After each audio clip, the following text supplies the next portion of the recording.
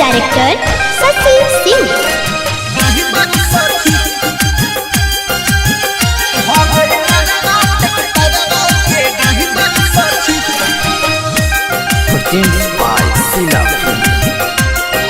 देखेला जब हमके गौना में हरन मारे सले कर दाबेला।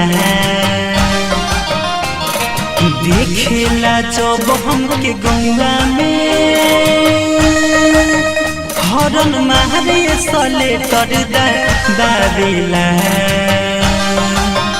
हवे यारवा टिकटरवा के रही बड़ी सखी, हवे यारवा टिकटरवा के रही बड़ी सखी। देखी हमारा के गाना बजावेला। ये सखी कौन गाना बजावेला?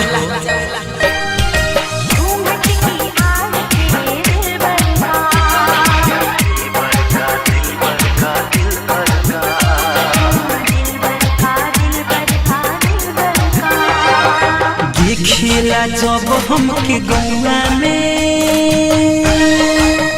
हरन मारे सले कर दाबेला। हवे यारवा टिकटरवा के रही बड़ी सखी, हवे यारवा टिकटरवा के रही बड़ी सखी। देखी हमारा के गाना बजावेला।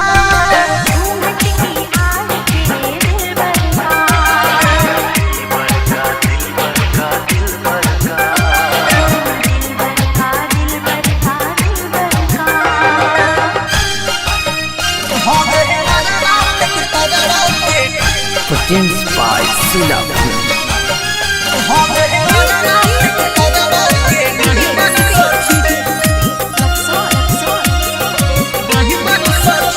जान से ज्यादा हमारा पमरेला,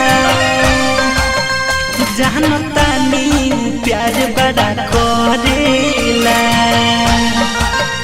जान से ज्यादा हमारा पमरेला, जानता नहीं प्यार बड़ा करेला। पहला देखी न जब तुहरा के कहीं चैन न दिलवा पावेला। पहला देखी न जब तुहरा के कहीं चैन न दिलवा पावेला। हवे यारवा टिकटरवा के रही बड़ी सखी, हवे यारवा टिकटरवा के रही बड़ी सखी।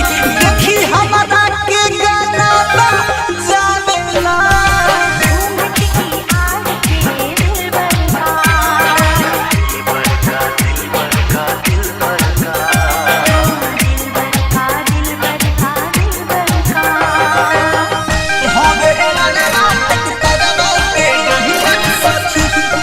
Music director Shashi Singh.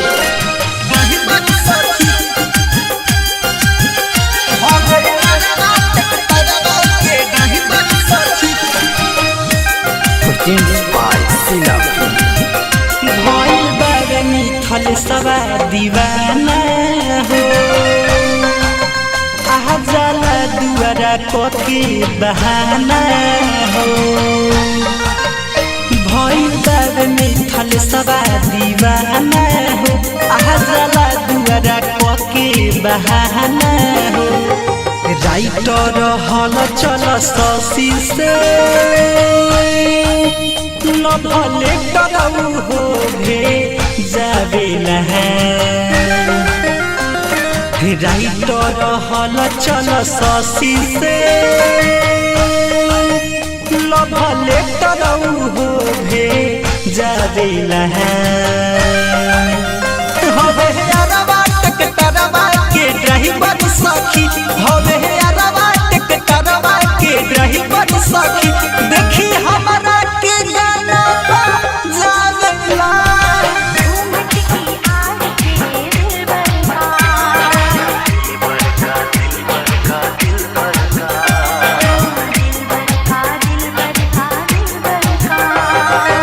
जिला रिकॉर्डिंग स्टूडियो मोतिहारी।